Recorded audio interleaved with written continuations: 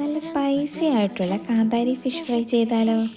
മിക്സിയുടെ ജാറിലേക്ക് ചെറിയുള്ളി, വെളുത്തുള്ളി, ഇഞ്ചി, കാന്താരി മുളക്, കറിവേപ്പില, മല്ലിയിലയും ആവശ്യത്തിന് ഉപ്പും മഞ്ഞൾപ്പൊടിയും ലെമൺ ജ്യൂസും ചേർത്ത് നന്നായി അരച്ചെടുക്കാം.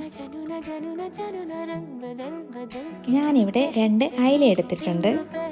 ക്ലീൻ ചെയ്ത് വരുന്ന അയിലയിലേക്ക് മസാല നന്നായി പുരട്ടി കൊടുക്കാം.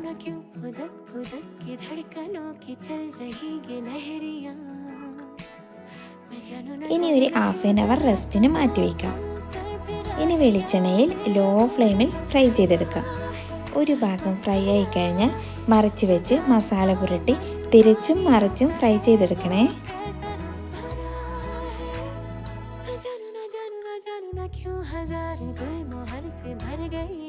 അപ്പോൾ കാന്താരി ഫിഷ് ഫ്രൈ റെഡി ആയിട്ടുണ്ട്. ട്രൈ ചെയ്ത് നോക്കാത്തവർ ഒന്ന് ട്രൈ ചെയ്ത് നോക്കണേ.